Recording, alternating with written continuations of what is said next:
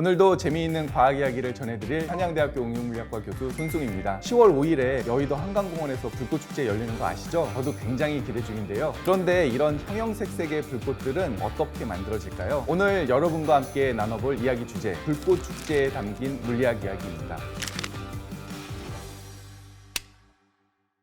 불꽃축제 보면은 색상이 되게 다양하잖아요. 근데 폭죽은 어떻게 색을 내나요? 불꽃하면 보통 붉은색이나 푸른색이 떠오르실 텐데요. 폭죽은 알록달록하죠. 이런 화약들이 하늘로 쏘아 올려지면 폭발하면서 아름다운 불꽃을 만들어내는데요. 실제 불꽃축제에 사용하는 폭죽은 둥글게 생겼어요. 작은 건 야구공 크기, 큰 화약은 지름이 88cm가 넘는 것도 있다고 합니다. 이런 폭죽을 연화라고 합니다. 이 연화는 산소제, 산소와 반응하는 연료제, 점화촉진제와 같은 수많은 화학물질이 배합되어 만들어지는데요. 이런 물질들이 산소와 결합하면서 열과 빛을 내죠. 특별히 연소 반응이라고 합니다. 즉 연소에 의해서 물질이 가열되며 많은 양의 가스가 만들어지는데요. 이 가스가 빛을 내거나 빛을 낼 수 있는 물질을 가열해서 폭발하며 화려한 색상의 불꽃들이 탄생하는 것이죠. 그럼 불꽃 색깔은 폭죽 속의 물질이 어떤 화학 재료냐에 따라서 달라지는 거겠네요? 네, 그렇습니다. 불꽃의 다양한 색상은 여러 원소의 불꽃 반응 덕분에 가능하다고 할 수 있습니다. 불꽃 반응이란 특정 원소가 가열되면서 그 원소의 고유한 색을 내는 현상을 말하는데요. 연화 안에 원소들을 첨가하여 연소 반응 중 고유색을 내도록 하는 것입니다. 예를 들어 파란 불꽃을 만들고 싶으면 구리, 노란색 불꽃을 만들고 싶으면 나트륨과 같이 어떤 원소의 화약제를 넣느냐에 따라서 불꽃색이 결정되는데요. 그러니 알록달록한 불꽃을 구현하려면 각 원소의 고유한 색과 특성을 잘 이해하고 조합해야겠죠. 근데 요즘 불꽃축제 색상도 다양하지만 디자인도 되게 다양해지는 것 같은데요.